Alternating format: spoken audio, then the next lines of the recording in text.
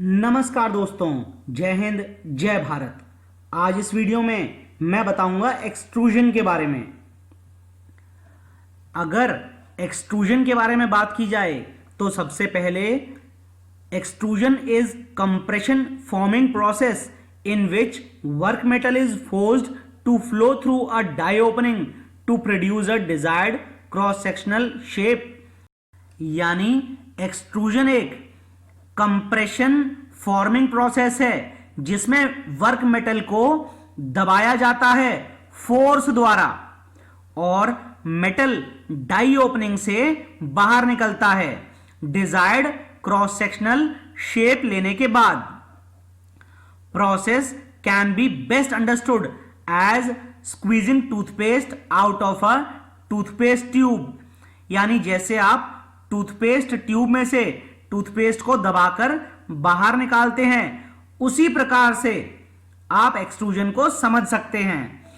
उसमें भी मेटल को दबाया जाता है और desired cross sectional shapes area से मेटल बाहर आता है।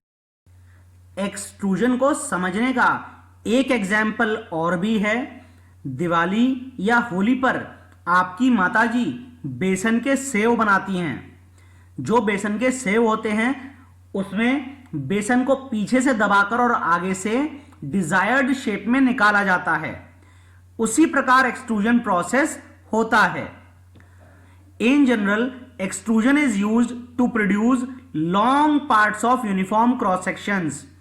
यानी कि जनरली एक्सट्रूजन का इस्तेमाल लंबे पार्ट्स जिनका कि यूनिफॉर्म क्रॉस सेक्शन हो उनको बनाने के लिए किया जाता है। बेसिकली एक्सट्रूजन दो टाइप की होती है, पहले डायरेक्ट एक्सट्रूजन और दूसरी इनडायरेक्ट एक्सट्रूजन। अगर मैं डायरेक्ट एक्सट्रूजन के बारे में बात करूं या फिर नॉर्मल एक्सट्रूजन समझूं तो ये पिस्टन है, ये पूरा आउटर कवर है, यहां पर ये डाई है और यहां ये बिलेट रखा हुआ है यानी वर्क मेटल, यानी कि एक तरीके से रॉ मटेरियल। ये रैम है, रैम पर जैसे ही फोर्स लगाएंगे पिस्टन आगे मूव करेगा। जैसे ही पिस्टन आगे मूव करेगा यहां डाई के थ्रू जो बिलेट है वो डिजायर्ड शेप ले लेगा और फाइनल प्रोडक्ट आपका बाहर यहां से निकल आएगा। जो होली और दिवाली पे माताजी सेव बनाती हैं वो इसी प्रकार कुछ काम करता है। डायरेक्ट एक्सट्रूजन में फोर्स का डायरेक्शन भी यही होता है और जो फाइनल प्रोडक्ट है उसके निकलने का डायरेक्शन भी यही होता है। इस टाइप के प्रोसेस को हम बोलते हैं direct extrusion. Direct extrusion is also called forward extrusion, यानी डायरेक्ट एक्सट्रूजन को फॉरवर्ड एक्सट्रूजन भी बोलते हैं। As ram approaches die opening a small portion of billet remains that cannot be forced through die opening। जैसे जैसे RAM die opening के पास आता जाता है वैसे वैसे बहुत छोटा सा एक पोर्शन बिलेट का ऐसा रह जाता है जिसको कि डाई की ओपनिंग से बाहर नहीं निकाला जा सकता और वो एक तरीके से हमारा वेस्टेज होता है। यानी कि जैसे ही ये पिस्टन और रैम आगे की तरफ आएंगे वैसे वैसे जो बिलेट है वो फाइनल प्रोडक्ट का फॉर्म लेता चला जाएगा, लेकिन एंड में जैसे ही पिस्टन यहां पर आ जाएगा इस जगह पे तो यहां पर ये जो बिलेट का पीस होगा ये फाइनल प्रोडक्ट का शेप नहीं ले पाएगा, तो that will be wastage. This extra portion called the butt must be separated from the extrudate by cutting it just beyond the die exit. यानी इस एक्स्ट्रा पोर्शन को डाई एग्जिट के just आगे से एंड में काट देना चाहिए।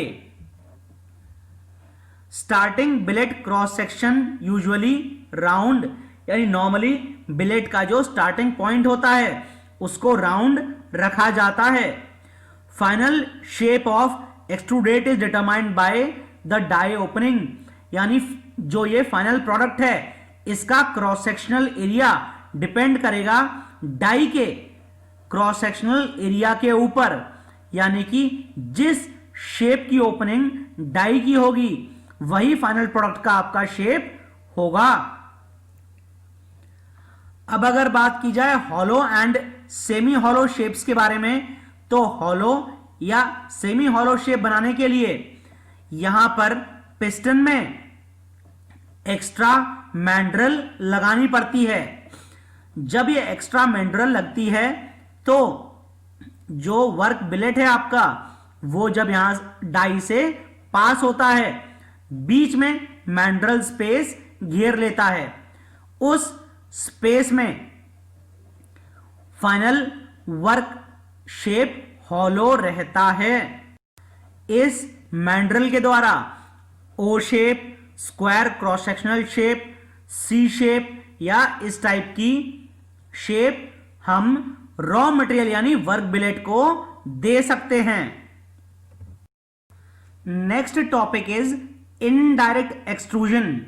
Indirect extrusion is also called backward extrusion and reverse extrusion. यानी इनडायरेक्ट एक्सट्रूजन को बैकवर्ड एक्सट्रूजन और रिवर्स एक्सट्रूजन भी कहा जाता है। Limitations of indirect extrusion are imposed by lower rigidity of hollow ram, difficulty in supporting extruded product as it exits die। यानी कि जो रैम होता है वो हॉलो होता है जिसकी वजह से उसकी रिजिडिटी कम होती है और एक्सट्रूडेड प्रोडक्ट को सपोर्ट करने में डिफिकल्टी आती है जैसे जैसे प्रोडक्ट एक्सट्रूड होके बाहर निकलता आता है। डायग्रामेटिकली अगर इस चीज को समझें तो ये हॉलो रैम है जिसमें बीच में खाली स्पेस है, ये डाई है और ये कंटेनर है। कंटेनर इस एंड से इनडायरेक्ट एक्सट्रूजन के लिए बंद रहता है। जैसे जैसे ये डाई और जो हॉलो रैम है उस पर फोर्स इस डायरेक्शन में लगाया जाएगा, वैसे वैसे जो वर्क बिलेट है वो क्रॉस सेक्शनल शेप लेते हुए फाइनल हॉलो रैम के अंदर आता चला जाएगा और फाइनल प्रोडक्ट इस टाइप से मिल जाता है। सिमिलरली अगर हॉलो सिलेंडर बनाना हो तो उस केस में डाई इस टाइप से रखी जाती है और जो रैम है वो इस टाइप से अटैच होता है। वर्क बिलेट यहां फंसाया जाता है और फिर इस रैम और डाई को दबाया जाता है फोर्स से। फाइनली वर्क बिलेट यहां से फाइनल प्रोडक्ट का शेप लेके बाहर आ जाता है। अगर मैं शॉर्ट में बोलूं डायरेक्ट और इनडायरेक्ट एक्सट्रूजन में डिफरेंस के बारे में, तो डायरेक्ट एक्सट्रूजन में जो फोर्स होती है वो भी इस डायरेक्शन में लगती है और फाइनल प्रोडक्ट भी हमारा इसी डायरेक्शन में एक्सट्रूड होता है। जबकि इनडायरेक्ट एक्सट्रूजन में फोर्स जो हम अप्लाई करते हैं रैम के ऊपर वो इस डायरेक्शन में होती है और जो फाइनल प्रोडक्ट है वो उसके अपोजिट डायरेक्शन में बाहर आता है। अब अगर बात की जाए एडवांटेजेस ऑफ एक्सट्रूजन के बारे में, तो variety of shapes are possible especially in hot extrusion. यानी कि बहुत सारी शेप्स हॉट एक्सट्रूजन द्वारा बनाई जा सकती हैं। Limitations are part cross sectional area must be uniform throughout the length. मतलब क्रॉस सेक्शनल एरिया जो होना चाहिए वर्कपीस का वो थ्रू आउट द लेंथ यानी पूरी लंबाई भर सेम होना चाहिए। दूसरा एडवांटेज है grain structure and strength enhanced in cold and warm extrusion. यानी कि जो मेटल का ग्रेन स्ट्रक्चर होता है और मेटल की स्ट्रेंथ होती है वो कोल्ड और वार्म एक्सट्रूजन में काफी बढ़ जाती है। अगला एडवांटेज है close tolerance is possible especially in cold extrusion. यानी कि काफी अच्छी टॉलरेंस पाना पॉसिबल है स्पेशली कोल्ड एक्सट्रूजन में। इन सम ऑपरेशंस लिटिल और no wastage of material is there, यानी कुछ ऑपरेशंस में बहुत कम या फिर ना के बराबर ही मटेरियल वेस्ट होता है। अब अगर बात की जाए हॉट एक्सट्रूजन और कोल्ड एक्सट्रूजन में डिफरेंस के बारे में, तो hot extrusion requires prior heating of billet to above its recrystallization temperature, यानी हॉट एक्सट्रूजन में बिलेट को पहले से गर्म किया जाता है और बिलेट का तापमान हमेशा मटेरियल के रिक्रिस्टलाइजेशन टेम्परेचर से ज्यादा रखा जाता है।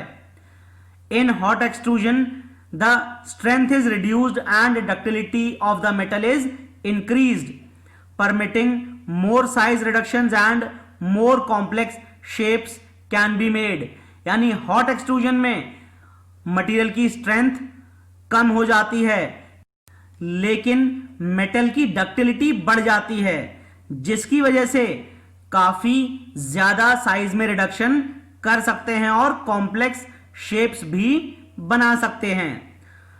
Cold extrusion is generally used to produce discrete parts, यानी कि डिफरेंट पार्ट्स बनाने के लिए नॉर्मली कोल्ड एक्सट्रूजन का इस्तेमाल होता है।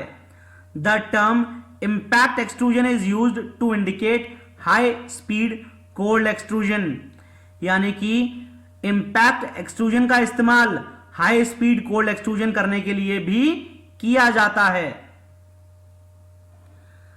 अब अगर कुछ इंपॉर्टेंट टर्म्स की बात की जाए तो पहली इंपॉर्टेंट टर्म है एक्सट्रूजन रेशियो।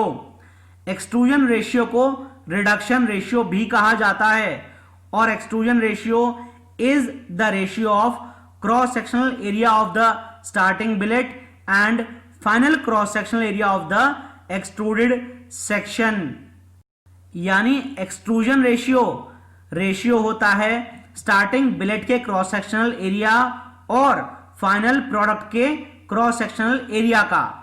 डायग्रामेटिकली अगर इस चीज को समझें तो एक्सट्रूजन में इनिशियल जो डायमीटर है बिलेट का वो ये है और फाइनल प्रोडक्ट का डायमीटर ये है। इन दोनों के रेशियो को कहा जाता है एक्सट्रूजन रेशियो। अब अगर बात की जाए एक्सट्रूजन प्रेसेस की, तो extrusion presses can be horizontal और vertical, but horizontal extrusion presses are more common, यानी एक्सट्रूजन प्रेस हॉरिजॉन्टल या वर्टिकल हो सकती हैं लेकिन हॉरिजॉन्टल एक्सट्रूजन प्रेस ज्यादा कॉमन है। Extrusion presses are usually hydraulically driven which is specially suited to semi continuous direct extrusion of long sections, यानी normally extrusion presses hydraulic driven होती हैं जिनकी वजह से सेमी कंटिन्यूअस या डायरेक्ट एक्सट्रूजन लंबे सेक्शंस का किया जा सकता है। Mechanically driven extrusion presses are often used for cold extrusion of individual parts, यानी इंडिविजुअल पार्ट्स को बनाने के लिए कोल्ड एक्सट्रूजन का इस्तेमाल किया जाता है मैकेनिकल ड्राइव्स द्वारा। आज इस वीडियो में बस इतना ही। जय हिंद, जय भारत।